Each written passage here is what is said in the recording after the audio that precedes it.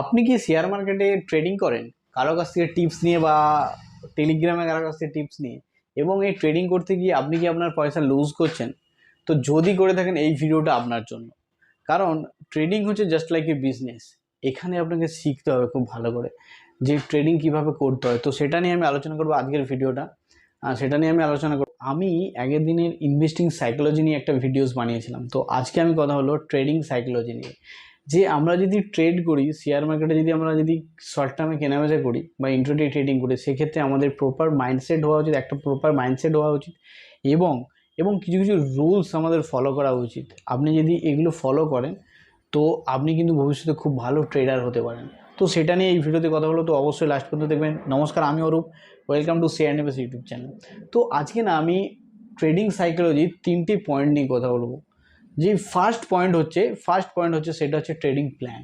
আমাদের প্রপার না trading plan হওয়া উচিত। যে এরকম নয় যে কারো কাছ থেকে আমি শুনলাম, কারো কাছ থেকে কোনো স্টক বাড়বে শুনলাম, আমি র্যান্ডামলি বাই করে দিলাম। আপনি দেখলেন যখন কিনলেন তারপর থেকে দেখলেন শেয়ার দামটা ডাউন হয়ে যাচ্ছে, কিংবা আপনি কারো কাছ থেকে শুনে ট্রেড করছেন, এটা কিন্তু ঠিক নয়।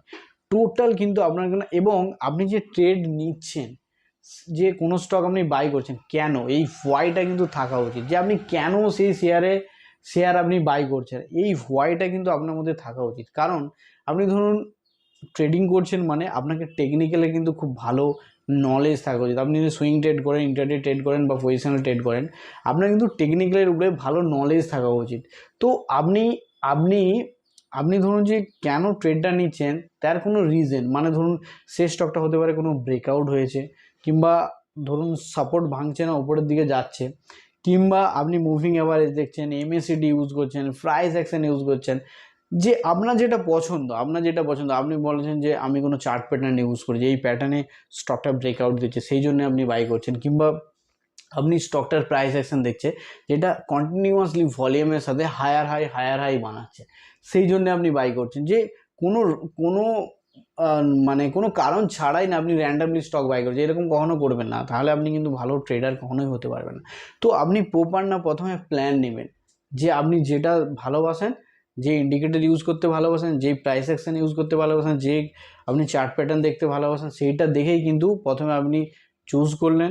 এটা আপনি মার্কেট বন্ধ হওয়ার পরেও করতে পারেন, যে পরের দিনের ট্রেড, কিংবা আপনি লাইভ মার্কেটেও করতে পারেন। লাইভ মার্কেটেও আপনি করতে পারেন যে কোনো স্টক খুব ভালো হায়ার হাই বানাচ্ছে সেই জন্য আপনি বাই করবেন, কিংবা লোয়ার বানাচ্ছে সেই জন্য আপনি শর্ট করবেন। তো সেটা প্রথম ডিসাইড করলেন, তো প্রথম ট্রেডিং প্ল্যান আপনি করলেন। দ্বিতীয় জিনিস হচ্ছে সেটা হচ্ছে রিস্ক ম্যানেজমেন্ট। তো অনেকে দেখবেন স্টপ লস লাগায় না, দেখুন না, স্টপ লস লাগানো কিন্তু খুবই, না লাগালে কিন্তু খুব ভবিষ্যতে কিন্তু আপনাকে বিপদের সম্মুখীন হতে হবে। স্টপ লস হচ্ছে জাস্ট লাইক এ ইন্স্যুরেন্সের মতো।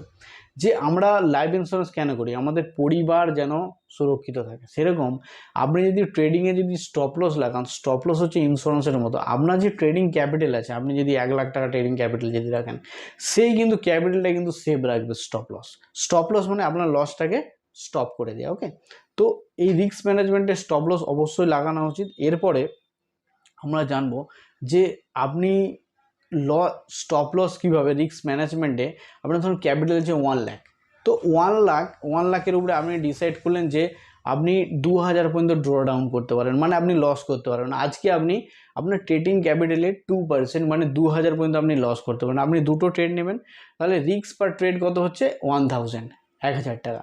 এবার আপনি দেখলেন যে কোনো স্টক, আপনি আরএসআই দেখলেন বা প্রাইস অ্যাকশন দেখলেন, এমএসিডি দেখলেন, কোনো একটা স্টকের দাম হচ্ছে 500। ওকে, আপনি 1 লাখ ক্যাপিটালে কতটা ইউজ করবেন এখানে, সেই জন্য আমাদেরকে জানতে হবে আপনার পজিশন সাইজিং, যে কোনো স্টকের পজিশন সাইজিং আমরা কিভাবে করব, যে কতটা আমরা কিনবো, এই জিনিসটাও কিন্তু পজিশন সাইজিং থেকে আমরা জানতে পারি। ধরুন প্রথমে আপনি জেনে নিলেন যে রিস্ক পার ট্রেড আমার 1000 টাকা, কোনো একটা স্টক ধরুন 500 টাকা দাম, আপনি স্টপ লস লাগাচ্ছেন 490, যে 490 যদি ব্রিজ করে যায় তাহলে স্টকটা ওখান থেকে অনেকটা নিচে নেমে যাবে। তো আপনি 10 টাকা স্টপ লস, তাহলে পজিশন সাইজিং মানে আপনার risk per trade divided by SL, মানে আপনার যদি 1000 লস হয়, আপনার যদি এসএল 10 টাকা হয়, তাহলে আপনার পজিশন সাইজিং হচ্ছে 1000কে 10 দিয়ে যদি আমরা ডিভাইডেড করি তাহলে 100 কোয়ান্টিটি হচ্ছে। তার মানে আপনি ওই ট্রেডটা নেওয়ার জন্যে আপনি 100 কোয়ান্টিটি নেবেন। তাহলে আমরা রিস্ক ম্যানেজমেন্টে কী শিখলাম, পজিশন সাইজিং শিখলাম, এবং স্টপ লস অবশ্যই লাগাতে হবে, এবং টার্গেটও লাগাতে হবে। এবং আরেকটা জিনিস করতে পারেন, আপনার ট্রেডিংয়ের সময় আপনি স্টপ লস আগে স্টপ লস লাগাবেন, কারণ যত প্রফেশনাল ট্রেডার আছেন, যারা প্রফেশনাল ট্রেডার, যারা স্টক মার্কেটের থেকে অনেক ওয়েলথ ক্রিয়েট করেছেন, তারা সবসময় না এক স্টপ লসকে প্রায়োরিটি দেয়। আমরা কি করি, আমরা ট্রেড নেওয়ার সময় সবসময় আমরা প্রফিট দেখি যে এইটা থেকে আমি প্রফিট করবো না। আপনি ট্রেড নেওয়ার আগে যে এই ট্রেড থেকে আমার কতটা লস হতে পারে সেই জিনিসটা কিন্তু আপনি প্রথম দেখবেন। ওকে, তারপরে আপনি কিন্তু করবেন। এটা করতে পারেন যে ট্রেডিংয়ের সময় ধরুন আপনি স্টপ লস লাগালেন, 490 স্টপ লস লাগাবেন, এবং ধরুন আপনি 510, আপনার 1:1 আপনার রিস্ক টু রিওয়ার্ড। ভালো ট্রেডার যদি আপনি হন তো আপনার রিস্ক টু রিওয়ার্ড রেশিও 1:2 থাকবে। ওকে, তো আপনি এটা করতে পারেন। আপনার যদি 500তে কিনেছেন, আপনি স্টপ লস লাগিয়েছেন 490, এবং আপনার যদি 510-এ যদি আপনার যদি টার্গেট হিট হয়ে যায়, আপনি এক কাজ করতে পারেন, সেখানে আপনি আপনার 50% কিন্তু প্রফিট বুক করতে পারেন, এবং 50% আপনার যে 490 স্টপ ছিল সেটাকে আপনি ট্রেল করে 500-তে নিয়ে গেলেন। মানে আপনার যদি কোনো কারণে 500-কেও চলে আসে তাহলে কিন্তু আপনি প্রফিটে থাকবেন। তারপরে দেখলেন কিছুক্ষণ পরে দেখলেন 515-20 চলে গেল স্টকটা, আপনি তখন ট্রেল করে কী করে দিলেন, সেই স্টপ লসটাকে ট্রেল করে 510। মানে স্টপ লস ট্রেলিংয়ের মাধ্যমে কিন্তু আপনি কিন্তু এখান থেকে কিন্তু খুব ভালো কিন্তু ট্রেডার কিন্তু হতে পারবেন, আপনার স্টপ লস ট্রেলিং যদি আপনার যদি একটা যদি গুণ হয়। ওকে, দ্বিতীয় জিনিস শিখলাম যে রিস্ক ম্যানেজমেন্ট। তৃতীয় জিনিস হচ্ছে এক্সপেকটেশন, ইমোশন, ফিয়ার, গ্রিড। তো দেখুন এইটা আপনার ট্রেডিংয়ের একটা বিশাল বড় সাইকোলজি পয়েন্ট, যে গ্রিড বা এক্সপেকটেশন। আমরা কি করি, আমরা যে ব্যাংকে এফডি করি, ধরুন গোল্ডে ইনভেস্টমেন্ট করছি, মিউচুয়াল ফান্ডে ইনভেস্টমেন্ট করছি যেখানে রিটার্ন আপনার 12-15%, গোল্ডে ইনভেস্টমেন্ট করছি 8-10%, এফডিতে ইনভেস্টমেন্ট করছি যেখানে 5-6%। কিন্তু আমরা স্টক মার্কেটে ট্রেডিং করতে এসে না আমাদের এক্সপেকটেশন অনেক হাই হয়ে যায়। না, এটা হচ্ছে জাস্ট লাইক এ বিজনেস। তো বিজনেসের মতো যদি আপনি ট্রিট করেন এবং আপনি যদি এডুকেশনকে প্রায়োরিটি দেন এখানে, তাহলে এখান থেকে কিন্তু আপনি কিন্তু খুব ভালো ওয়েলথ ক্রিয়েট করতে পারবেন, এবং এখানে প্রচুর প্রফিট হওয়ার প্রবাবিলিটিও এখানে অনেক আছে। সেই জন্য আপনাকে প্রথম শিখতে হবে। এবার দেখুন গ্রিড কী জিনিস। ধরুন আপনি সেট আপ ক্রিয়েট করলেন, আপনি প্ল্যান করলেন, রিস্ক ম্যানেজমেন্টের সমস্ত স্টপ লস টার্গেট সমস্ত কিছু লাগালেন। এবার কি হলো, কোনো দিন মার্কেটে ধরুন আপনি ট্রেড করছেন, ট্রেড করতে করতে ধরুন আপনার 20% প্রফিট হয়ে গেছে। আপনি সেটা অপশনে হতে পারে, যে কোনোভাবে আপনি ইন্ট্রাডে ট্রেডিং করছেন, স্টকেও হতে পারে, অপশনে হতে পারে, ফিউচারে হতে পারে। তো ধরুন আপনার 1,20,000 টাকা প্রফিট হয়ে যায়, 20% প্রফিট হয়ে গেছে। এবার আপনি এক্সপেক্ট করছেন দ্বিতীয় দিন যখন আপনি ট্রেড করছেন, আপনার মধ্যে এতটাই গ্রিড চলে আসছে, দ্বিতীয় দিনে আপনি এক্সপেক্ট করছেন যে আপনার 20,000 প্রফিট হবে। সেই জন্য কী করি, আমরা পজিশন সাইজিং দেখি না, বেশি করে তখন আমরা কি কোয়ান্টিটি বাড়িয়ে নিই, তখন কিন্তু লস হওয়ার প্রবাবিলিটি অনেক অনেক অনেক বেশি থাকে।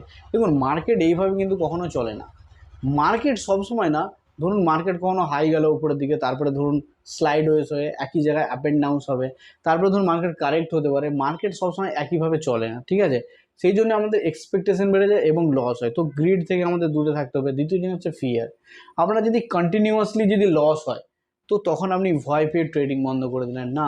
আপনি যখন কন্টিনিউয়াসলি লস হচ্ছে, তখন আপনি সাইকোলজি দেখলেন যে আপনার চিন্তাভাবনা ঠিক আছে নাকি, আপনি ট্রেডিং জার্নাল দেখলেন যে আমি এই যে ট্রেডটা নিয়েছিলাম আমার কেন লস হলো, বা আমি এই ট্রেডের মধ্যে কি ভুল করছি, সেই সমস্ত জিনিসগুলো দেখা উচিত এবং ব্রেক নেওয়া উচিত। আপনার যদি কন্টিনিউ লস হয় তাহলে আপনার ব্রেক নেওয়া আছে, 2-3 দিন আপনি ব্রেক নিলে তারপরে আপনার মাইন্ডসেট ঠিক করে তারপরে আপনি ট্রেডিং করুন। তো ফিয়ার একটা কারণ। দ্বিতীয় জিনিস হচ্ছে ইমোশন। দেখুন ইমোশনে না আমরা অনেক উল্টাপাল্টা করি। আমরা যদি নেগেটিভ জিনিসটা ভাবি, যে কখনো যদি ধরুন আপনি দুটো ট্রেড নেবেন, তো একটা ট্রেড কোনো কারণে লস হয়ে গেছে, তখন কি করি আমরা দ্বিতীয় ট্রেডটা না এত ইমোশনাল হয়ে পড়ি, সেক্ষেত্রে দ্বিতীয় ট্রেডটার সময় না আমরা কোয়ান্টিটি অনেক বেশি বাড়িয়ে দিই, এবং কোয়ান্টিটি অনেক বাড়িয়ে দেওয়ার জন্য না তখন এত ইমোশন কাজ করে, তো তখন আমাদের বেশি লস হয়ে যায়। তারপরে ধরুন কোনো প্রফিটেবল ট্রেড, ধরুন আপনি 100 টাকায় বাই করেছেন 1000 কোয়ান্টিটি, তো ধরুন সেই স্টকটা আস্তে আস্তে ধরুন 5,000 প্রফিট দিচ্ছে, 7,000 প্রফিট দিচ্ছে, আপনি আরও প্রফিট নেবেন। ধরুন 7,000-এর বেশি আর প্রফিট হলো না, আস্তে আস্তে আস্তে নেমে 5,000 হয়ে গেল। তখন আপনার এতটাই ইমোশন কাজ করছে যে যখন ওই প্রফিটটা যখন 7,000 হবে, তখন আপনি কিন্তু সেল করবেন, তার আগে করবেন না। তারপরে কিছুক্ষণ পরে দেখলেন যে 103-এ চলে এলো, আপনি তখন বললেন না 5-5.5 যাক প্রফিটটা, তারপরে আপনি করেন। তারপরে আপনার কি হলো, আস্তে আস্তে আপনার কেনার রেটকে চলে এলো, দিনের শেষে দেখলাম আপনার লস হয়ে গেল। মানে একটা প্রফিটেবল ট্রেডকে না আপনি কিন্তু লসে কনভার্ট করে দিলেন। তো এই প্রবলেমগুলো হয় ইমোশন নিয়ে যে সাইকোলজিক্যাল পয়েন্টগুলো আছে, তো এই জিনিসগুলো কন্ট্রোল করা অবশ্যই উচিত। এবং আরেকটা জিনিস আমি ট্রেডিং নিয়ে বলবো, সেটা হচ্ছে আমরা না সবসময় না এখানে মানিকে প্রায়োরিটি দিই। ট্রেডিংয়ে সবসময় মানিকে, যে আমরা কেনার সময় আমরা সবসময় প্রফিট দেখি, পয়সা দেখি না, আমরা সবসময় না ট্রেডিং করার আগে 6 মাস থেকে 1 বছর সবসময় আমরা এডুকেশনকে প্রায়োরিটি দেবো। প্রথমে আমরা শিখবো, এটা জাস্ট লাইক এ বিজনেস, প্রথমে শিখবো, তারপরে আমরা মানিকে প্রায়োরিটি দেবো।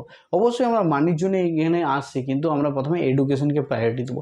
তো যদি এই ভিডিওটি ভালো লেগে থাকে অবশ্যই লাইক করবেন, শেয়ার করবেন, এবং এই ভিডিওতে যদি আপনাদেরকে যদি আপনারা যদি কিছু শিখতে পারেন, তাহলে যারা শেয়ার মার্কেট সম্বন্ধে, যারা শেয়ার মার্কেট সম্বন্ধে শিখতে চান আরও, তাদের দিকে শেয়ার করবেন অবশ্যই। সকলে ভালো থাকবেন, সুস্থ থাকবেন, এবং এই ভিডিওটি না লাইক করে দেবেন আপনারা, ঠিক আছে? লাইক করে দিলে পরবর্তী ভিডিওটা বানানোর জন্য আমি অনেক বেশি মোটিভেশন পাবো। সকলে ভালো থাকুন, সুস্থ থাকুন। থ্যাংক ইউ সো মাচ আমার এই ভিডিওটি দেখার জন্য।